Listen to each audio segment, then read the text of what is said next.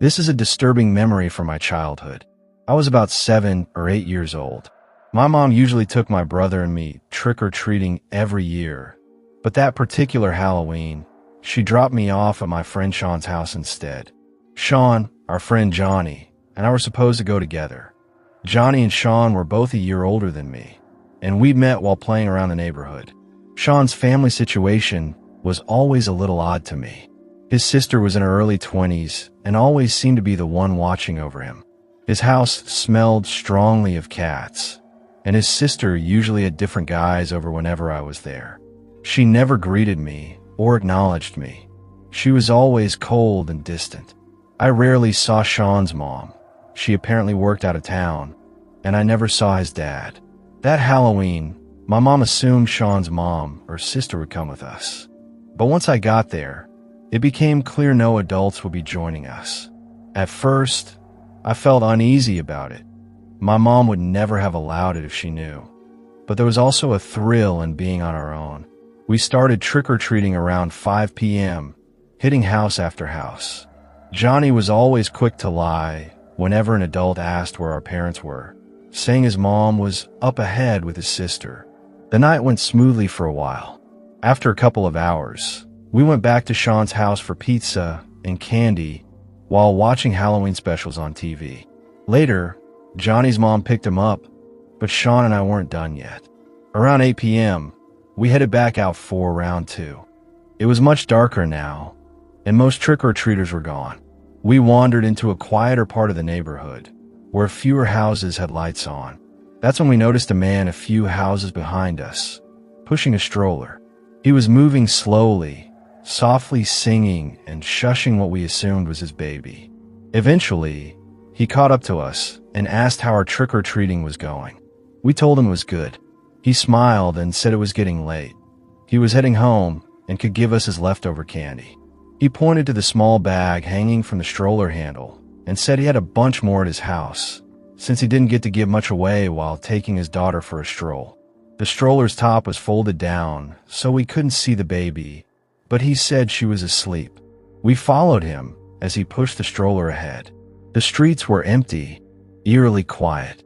The man made small talk, asking us where we lived and went to school. He'd occasionally lean into the stroller, coo in a high voice at his daughter, and then turn to us with a grin. When we reached his house, he unlocked the door, brought the stroller inside, and invited us to follow him in. Sean led the way, and I hesitantly followed. I asked if we could leave the door open, and he paused before saying, "Yeah, of course." He then said he'd grab the candy and disappeared deeper inside, leaving the stroller in the middle of the living room. Something felt wrong. I nudged Sean and whispered that we should leave. Instead of answering, he slowly walked over to the stroller, lifted the cover, and froze. Then he looked horrified. Without saying a word, he turned to me and whispered, "Let's go." We bolted out the door, running as fast as we could, our candy bags swinging wildly. As we reached the sidewalk, a woman called out to us from across the street. She ran over and asked if we knew that man. Sean told her what happened, that the stroller had a fake baby in it. I felt chills shoot through my entire body. The woman's face went pale. "That man doesn't have a child," she said. "I saw him walking with you boys." She took us to her car and drove us home, insisting it was safer that way. My mom was furious and terrified when she heard what happened. She called the police, but I never learned what became of that man. After that night, I wasn't allowed to go to Sean's house anymore, and our friendship faded not long after.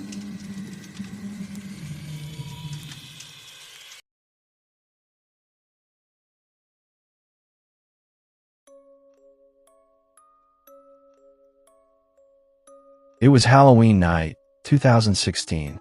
My parents were out, and I was in charge of handing out candy. We lived in a quiet cul-de-sac, so we never got too many trick-or-treaters. My mom always bought way too much candy, and I'd end up eating the leftovers for weeks. It was a Monday night, and I was a college student with a day off. After a day of studying and hitting the gym, I started handing out candy around 5 p.m. I gave candy to maybe 15 kids total. By 8 p.m., it was dead quiet. I had dinner, watched some TV, and started binging Game of Thrones upstairs with my dog, Vito. Around 9:30 p.m., the doorbell rang. Vito started barking like crazy. I wasn't expecting anyone. I looked out the window and saw a tall man in a clown costume standing at the door. His mask was horrifying, an exaggerated grin with sharp, dark eyes. He was holding a nearly empty brown sack.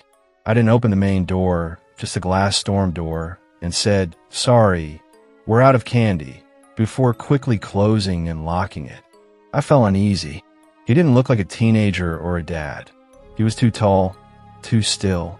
A few seconds later, the doorbell rang again. Vito went berserk. I ignored it, turned off all the downstairs lights, and took Vito upstairs. But then I heard a loud snap, the sound of the storm door latch breaking. My heart dropped. He started banging on the main door and jiggling the doorknob. I texted my family group chat, but no one answered. I tried calling my dad and brother. No answer from either. My brother finally picked up, but he was out with someone and brushed it off as a prank. I want to believe that. For several minutes, I sat on my bed, paralyzed with fear. The knocking finally stopped, and I started to relax. I turned off my TV and tried to fall asleep. Maybe it really was just some late-night Halloween prank. But I woke up not long after to Vito growling at the window. There was a faint scratching sound, a rhythmic thump against the glass. My bedroom was on the second floor. No one should have been outside that window. I slowly lifted the blinds, and there he was, that same clown mask staring at me through the glass. He tilted his head to the side.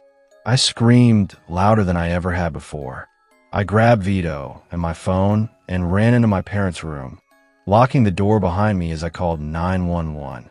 My whole body was shaking as I tried to tell the operator what was happening. 10 minutes later, police arrived.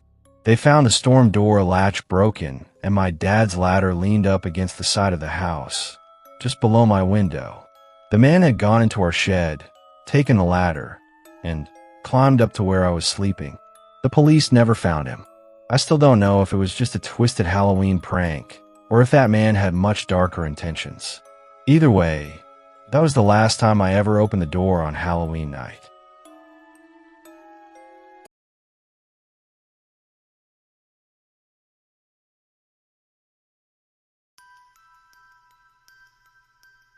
It was late October, the Saturday before Halloween weekend. My friends and I were desperate to find a party, since everything nearby was either sold out or too far away. My friend Kate posted on her Instagram story, asking if anyone knew about any house parties that night. Surprisingly, someone replied, a guy our age named Luke, who was supposedly throwing a big party one town over. He sent Kate the address and a few rules. The party was indoor only, no backyard access, and everyone had to bring at least one girl for every guy. The place was close, and a bunch of people we knew claimed they were going too. So we got ready at Shauna's house, pre-gamed a bit, and called an Uber. When we arrived, the house looked alive. Cars lined the street, orange lights glowed through the windows, and bass-heavy music thumped from inside. The four of us walked up, dressed in costume, ready for a typical college Halloween party. When we stepped inside, though, something felt off. The lighting was dim, the air smelled musty, and the people seemed older, mid-20s, maybe even 30s. We didn't recognize anyone. A man approached us almost immediately. He looked to be in his 50s, wearing jeans and a dark shirt, a drink in hand. He introduced himself as John, Luke's dad. He said Luke was around somewhere. He smiled a lot, but there was something unnerving about it. He offered to put our drinks in the cooler and led us to the kitchen, where there were 3 big coolers filled with ice and cans. He encouraged us to help ourselves. We thanked him, trying to be polite, but his presence felt strange. What kind of dad hangs out at his son's college party, flirting with girls? We played beer pong for a while. When John called our names from across the room and shouted shots, we hesitated. It was weird that he remembered our names. My friend Kate laughed it off and went with me. I asked if all of us could have one, And he said sure, smiling that unsettling smile. He poured tequila into shot glasses and watched us as we drank. No lime, no chaser. I gagged. Then he leaned on the counter and asked, "So, what's your poison?" His way of asking what we like to drink. We went back to our table after that, trying to shake off the weird feeling. I plugged my phone into charge, and we waited for our guy friends to show up. But after 20 minutes, no one we knew had arrived. Kate texted Luke again, asking where he was. No reply. Then, one of the girls pointed out something strange. None of the people in the house seemed to be on their phones. They weren't recording, texting, or calling. They were just there. The music abruptly stopped, and the chatter died down. John was standing near the hallway, staring at us. "Ladies," he said with that same eerie smile, "why don't you come meet Luke?" The atmosphere changed instantly. A few people in the room turned to look at us. My stomach twisted with dread. Kate grabbed my arm and whispered, "Let's go." We headed for the front door, but when we got there, it was locked. That's when my phone, still plugged into the wall, vibrated. A message from one of our guy friends. "Where's the address?" "We can't find it. The one Kate sent doesn't exist." We didn't even think. We bolted for the back door, only to find a heavy wooden board nailed across it from the inside. Shauna started screaming for someone to let us out. The lights flickered, and John said quietly, "You should have stayed to meet him." At that moment, a crash came from upstairs, and suddenly, the front door swung open. Two guys rushed in yelling our names. They had tracked Kate's location through her phone. We ran out behind them without looking back. By the time we reached the street, we could see that the house was almost completely dark inside again. The guys swore it looked abandoned from the outside when they pulled up. We called the police, but when they arrived, the place was empty. No lights, no furniture, no coolers, nothing. Just dust and boarded up windows. The house had been foreclosed for years. To this day, none of us know who John was, or what that party really was. All I know is that I'll never again trust a random address from social media on Halloween night.